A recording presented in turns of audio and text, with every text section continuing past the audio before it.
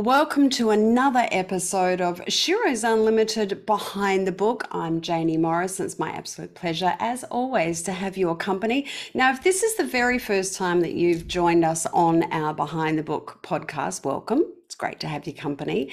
And of course, if you are a serial, see what I did there, serial member of our Sheroes Unlimited group, or that you always love to tune into our Behind the Book podcast, it's great to have you back with us again. We're not going to let you down on this particular podcast because I'm very excited, as I always am, with our authors. Our authors are always women over 50 who have created something fabulous between the covers of the books that they have written. But because, as the title suggests, Behind the Book, what we like to do is we like to dig a little deeper. We like to have a conversation with our authors and find out a little bit more about them and their stories so that we can get a really good insight when we actually do read their books. So today, my guest is Tracy Secombe. Now, Tracy is an author, she's a life coach, she's a speaker, she's an entrepreneur, and she started being an entrepreneur at a very young age of 10. We'll check into with her on some of the things that she did as she was growing up before she even left school. I think you're going to find that pretty fascinating as well. She's a physiotherapist. She has been very involved in fundraising throughout the course of her life, including having in 1997 won the title of Miss South Australia fundraiser. She'll give us a little bit more insight about that because that was all for a great cause and charity as well. She's a wife, she's a mother to 3 fantastic children. Lots more to talk to you about. Tracy Secombe, welcome to Behind the Book. Oh, thank you, Jaynie. Great to be here. Now, we're going to be talking about your new book, which, for those of you who are watching this particular podcast on the video cast on our YouTube channel, you have just seen a splash of color come across the screen. It's a beautiful cover. It's a beautiful book. As you can see, I've been reading it as well. But before we get into this, Tracy, we love to share with our audience a little bit more about the authors. So I've alluded to a few things. Fill in the gaps for us. So yes, you have already included a few things that have happened in my past. So I grew up in a country town, Port Lincoln, South Australia, and my mum was a nurse and my dad was an entrepreneur. So I got the caring side and the helping from my mum, and then the entrepreneurial from my dad, which was a great combination. My mum was extremely selfless, really sacrificed herself for others, quite common, I think, for women of that era. And I witnessed that and probably put her on a pedestal around it like a lot of other people did. She always put herself last, if not at all. And so I learned the people pleasing from my mum. And I grew up to be a high achiever. It was another part of the people pleasing for me, was always trying to be the best student in the class, teacher's pet, wanting to fit in with everybody, wanting everyone to like me. And then the same with all the businesses that I started, you know, as I continued through school and out into the adult world. So people pleasing started at a very young age for me, but the fundraising was an incredible experience to be involved with the Spastic Centres of Australia, and led to a full-time role in 1997 as Miss Australia, travelling around Australia talking to people about cerebral palsy. You touched on, and I really want to have a good dig in on this one. You touched on the things that you did do at school as far as being a high achiever. Now, you got down and got into business with your brother, and you actually created 2 businesses whilst you were still at school. Can you give us a little insight to what they were? Yeah, so I went to America after I finished school here in Australia, and I was an exchange student in Texas, and they had the school jumpers over there with all of the names on the back for the senior year. And back then they weren't doing it here in Australia. So my dad and my brother and I started the school jumper business here in Adelaide back when I was 18. And then once we weren't able to keep doing that because we were undercut with prices by the people that could make the jumpers and could do the printing. My brother and I bought a news agency together. So while I was studying physiotherapy, I worked all day, Saturday and Sunday, and he ran it from Monday to Friday. So we ran that for 4 years and then sold it and bought houses and started investing in property when I started to work as a physiotherapist. So it was great to be able to start running a business at such a young age with the help of my dad and to run it with my brother. So it was a really good start into being an entrepreneur and running businesses. So with your book, From People Pleaser to Soul Pleaser, 6 Steps to Being Who You Are Meant to Be, you've used the term people pleaser several times already in our chat today. Can you give us a little bit of an insight on what actually is a people pleaser? Well, yeah, because I think that it's really nice to please people. And I don't think you're a people pleaser just because you like to see other people happy. I think that that's a great trait to have. I think that the true definition of a people pleaser is someone who needs to please. And there's a very big difference between needing something and enjoying something. So I think it's normal to enjoy to see other people being happy. But I think that when we need it, it means that our own happiness depends on it. And so our emotions end up being on a roller coaster, because if we can only be happy if everybody else is happy, it's impossible because other people's emotions are not under our control. But I realized that that's what I was doing. My emotions were okay. If people felt good about me, then I could feel good about me. So I was really looking for that approval and recognition outside of myself. And the outcome for me was that I ended up in burnout. So I pushed myself so hard to meet the demands that I made up in my own mind that other people were putting on me. I believed that everybody expected me to be available to them all the time, to always make them feel good, make them feel better if they weren't feeling great. And it's an impossible task. And I watched my mum do it, and I did it myself until I was 47. And I was in burnout for years and I didn't even realize it. And it really took my mum's passing in 2016 for me to wake up and realize that mum was a serial people pleaser, and so was I. And I was following in her footsteps and wearing myself out. So when that realization came to pass for you, how did that affect you at that time in regards to you say that happened around when you were 47? Going back to that point in your life, how did that affect you at that time? Well, having that realization, first of all, made me realize that I had let my priorities be pushed to the bottom of the list, which is family. And I think that's the case for everybody. I think that when we come back to our true roots, what we care about is the people that we love, and making sure that we make them a priority and we spend time with them, also ourselves. So that was non-existent.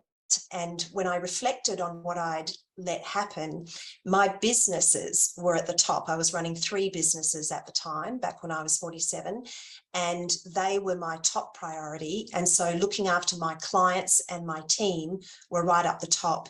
Then was my family, and then I was at the bottom. And so there was no time for me. And so I realized that I was exhausted, and the people I loved were probably getting the worst of me, because I was so busy putting on this happy face, to the outside world, street angel, house devil, and had to let off steam somewhere.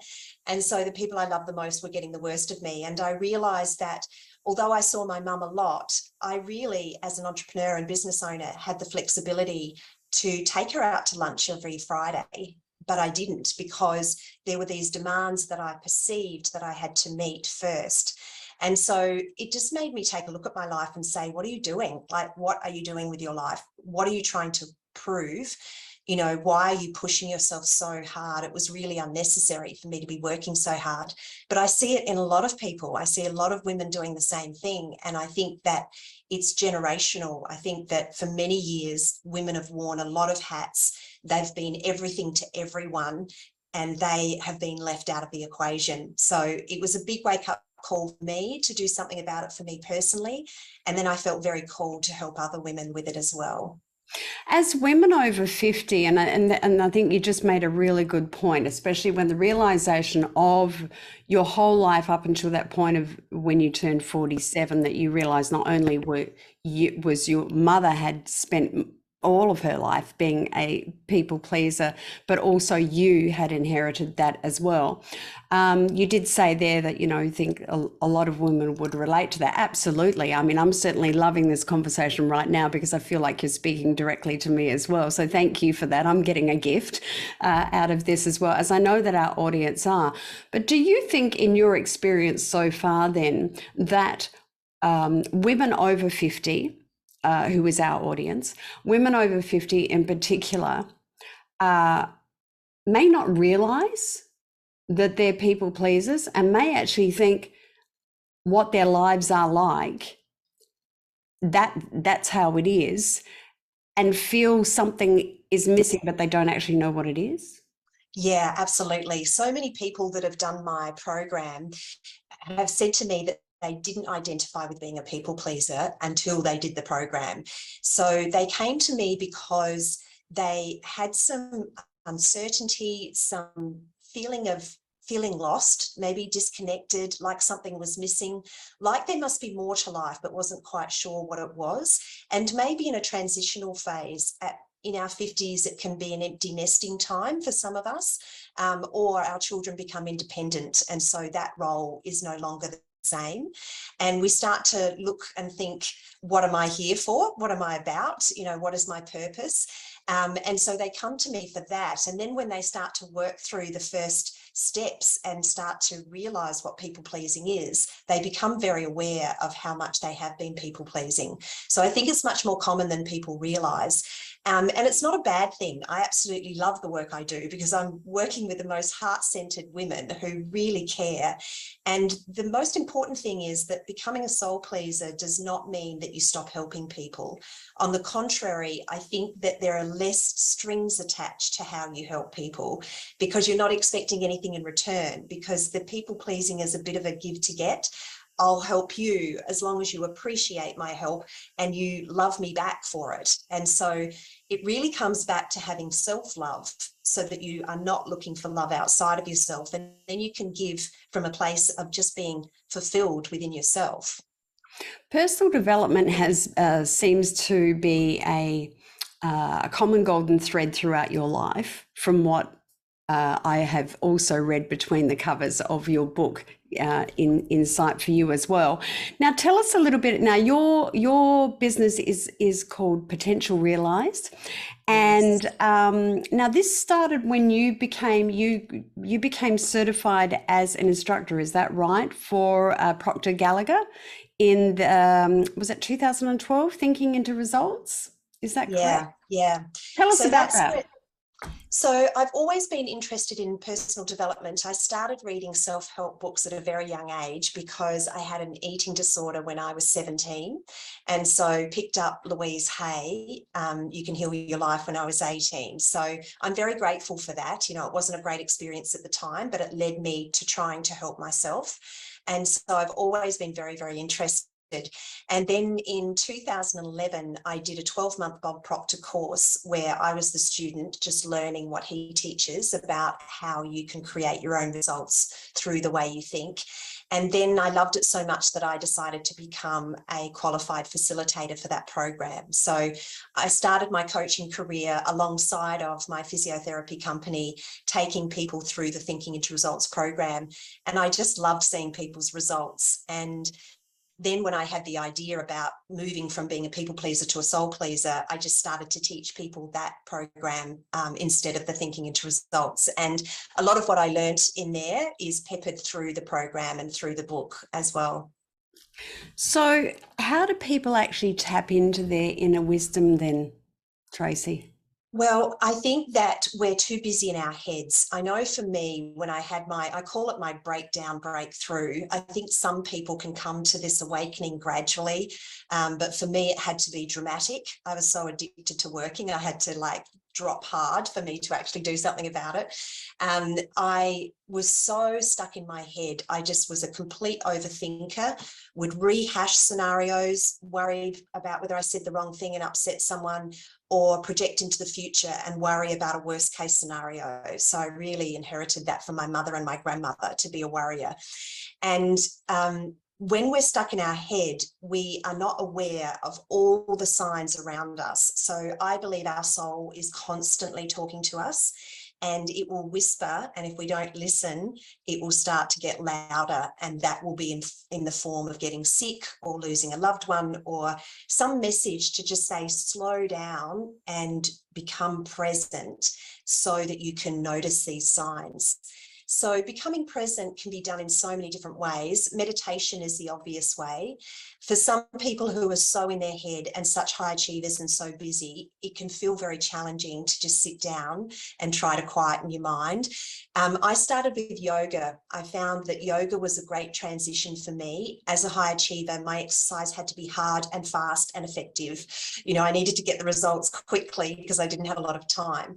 So for yoga, I found this moving meditation where you move with the breath and hold the poses. That was my form of meditation to begin with.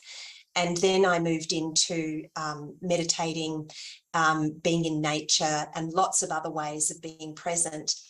And then once you start to slow the mind down, you just become more aware, and you start to tap back into your intuition that we all have, and that becomes stronger, and you can just sense and start to get a real knowing of what to do next, rather than second guessing yourself and weighing up the pros and cons and wondering what everybody else would think if you did this or that. And it's just a really nice way to live, to have that guidance rather than trying to work it all out on your own. They're all great. They're all great tools for the soul kit bag. I like to call them. And thank you for sharing how that, in particular, being a high achiever, and how that related in your physical body, needing to get the results straight away. So you were always doing this type of thing, and then moving in and discovering how yoga could still give you those results, but also bring you into more of a balance. That was a great little gold drop right there. Your book, From People Pleaser to Soul Pleaser, 6 Steps to Being Who You Are Meant to Be. Why did you decide to write this book, Tracy? Well, when I decided to do the program, I didn't know whether anybody else thought the way that I did. So it was my own personal transformation, and I wondered whether anybody else would relate. So I just floated the idea on social media just to see what people would say. And I was absolutely amazed at how many people were interested in doing the program. So over the next 6 years, I took hundreds of women through the From People Pleaser to Soul Pleaser program, and I was really surprised by the transformations that they all had. And so I wrote the book purely because I wanted to reach more people. I know that not everybody can invest in a program and show up to, Q&As and all of those sorts of things. And it's just not the way some people are going to find out about this information. So I just wanted to make it more accessible, so that it's now available worldwide and anybody can buy the book and read the book. It's a fantastic read. It's a great tool for the soul kit bag as well. I'm absolutely enjoying it. I haven't finished it all, as you can tell. I haven't finished it all, but I can absolutely 100% recommend this, especially to our women over 50. I think this very much speaks to them as well. Tracy, how can people get a copy of your book? You can get it from Amazon. So if you go to Amazon and search From People Pleaser to Soul Pleaser, you'll find it. Or you can go to my website, and I have a book page where you can buy it from the website. And your website is? My name, tracysecombe.com.au. And all of those details will be at the bottom of wherever you're listening and watching this podcast interview with Tracy right now. Tracy, it's been an absolute delight to have you on our Behind the Book episode for Sheroes Unlimited podcast. Before I let you go, I have to ask you the question that all of my guests get asked. If you had an 8-year-old Tracy in front of you right now, what advice would you give to her? Oh, I would say to her, you are much more magnificent than you know, and never forget that. Always believe in yourself, and you can do whatever you choose. Great advice from 8-year-old all the way through for your life. Absolutely. Tracy, it's been absolutely fabulous. Thank you so much for joining us today on Sheroes Unlimited Behind the Book. And I do know that in our upcoming issue of SU magazine, you're also featured in that, so looking forward to reading that as well. Tracy, thank you again. The book is From People Pleaser to Soul Pleaser, 6 Steps to Being Who You Are Meant to Be. My guest is Tracy Secombe. Thank you so much, Tracy, for your time today. Thank you. And if you enjoyed this episode as much as I absolutely was thrilled to have Tracy Secombe as my guest today, then make sure that you share the podcast. Make sure that everybody gets these podcasts and hears the word of what we are doing and our fantastic guests. But also like and comment. If you've got any questions, just pop them below wherever you're listening to this podcast right now, or of course on our YouTube channel. And if you'd like to catch up with any other episodes of the Sheroes Unlimited Behind the Book podcast, it's really easy. Just go to our website, SheroesUnlimited.com, and then go to the podcast section. Click on there. You'll see all of the previous episodes. And if you'd like to never miss out on an episode, subscribe. Make sure you subscribe. In the meantime, I'm Jaynie Morris, and wherever you are in this amazing, beautiful world of ours, I hope you're creating an absolutely fabulous day.